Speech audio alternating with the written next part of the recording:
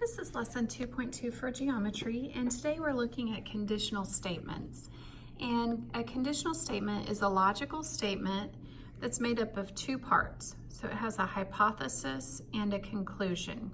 And we can write these conditional statements as an if-then statement, where the if part of the statement contains the hypothesis and the then part of the statement contains the conclusion. So let's do an example of this. We're going to write this conditional statement in the if-then form. It says all birds have feathers. Here's our hypothesis. Here's our conclusion. So we would write if an animal is a bird, then it has feathers. If an animal is a bird, there's our hypothesis, then it has feathers. There's the conclusion. Let's look at the second example. Two angles are supplementary if they are a linear pair. We already have our if here, so we're going to keep this as our hypothesis. If two angles are a linear pair, then they are supplementary.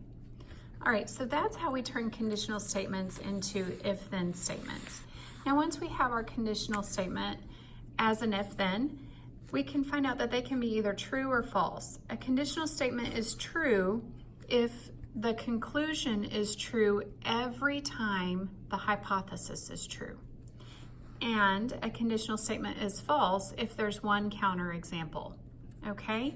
We can also do several things with these conditional statements. The first thing that we can do is to negate the statement or do the opposite of. Okay, when we negate a statement,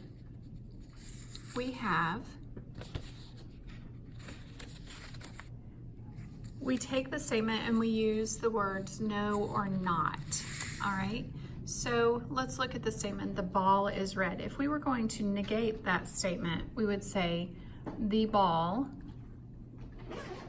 is not red, and that would negate the statement.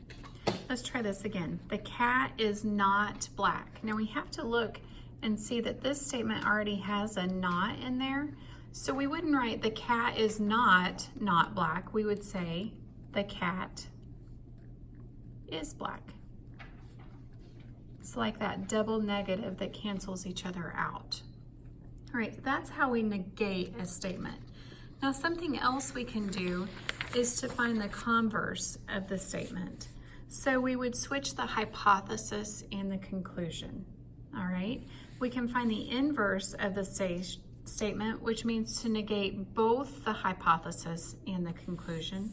And we can find the contrapositive of a statement by writing the converse and then negating both the hypothesis and the conclusion.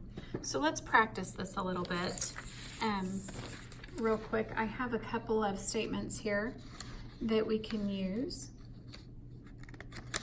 The first one is, if the measure of angle A is 99 degrees, then angle A is obtuse. All right, so let's find our hypothesis. It's this one. And our conclusion is this. So when we take the converse, it says we switch the hypothesis and the conclusion. So we would write if angle A is obtuse, then the measure of angle A is 99 degrees. Now, this statement is true. The converse is not true. This one is false because there could be an angle that's 110 degrees, which is an obtuse angle, but it's not 99 degrees. Let's look at the inverse. When we take the inverse, we negate both the hypothesis and the conclusion. So let's try that.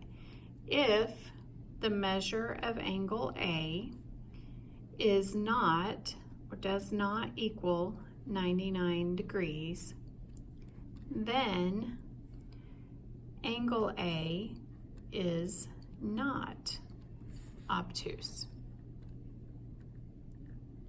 All right, this statement again is false because the measure of some angles might be 110, and it's still obtuse. And so that's not a true statement either, because I can come up with one counter example. So that statement is false as well. Let's do the contrapositive. So this is when we take the converse and we negate both of the hypothesis and the conclusion.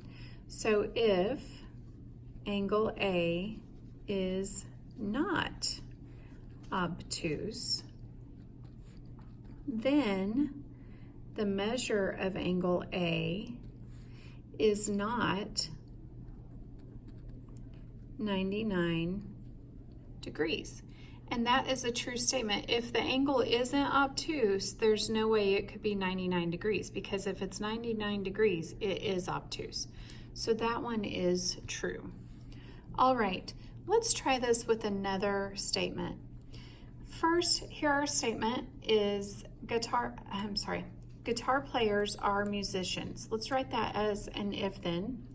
If a person is a guitar player, then he or she is a musician. Let's do the converse of this. If a person is a musician,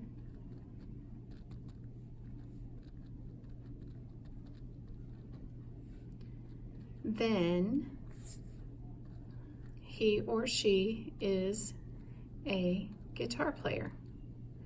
Now we know that one is false, because if a person is a musician, that person could be a piano player.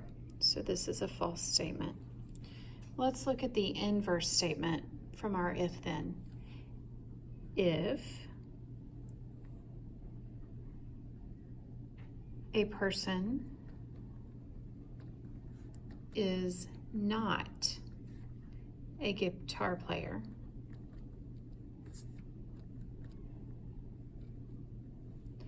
then he is not a musician.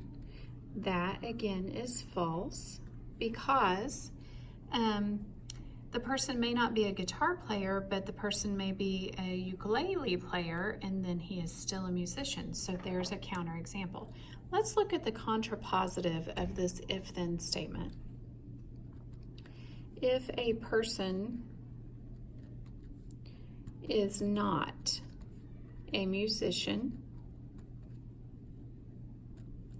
then he is not a guitar player.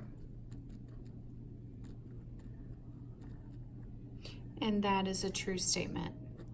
You can't be a guitar player and not be a musician. And so this one is true, and our if then is true. So you can see how doing the converse and the inverse and the contrapositive can give you different true and false statements. All right, here are two examples that I'd like for you to do as practice. I'd like for you to do the first one. If a dog is a Great Dane, then it is large. I want you to take the converse, the inverse, and the contrapositive. And then the second one is, if a polygon is an equilateral, then the polygon is regular. Do the converse, inverse, and contrapositive. Bring those to class with you next time, and I will give you 2 bonus points.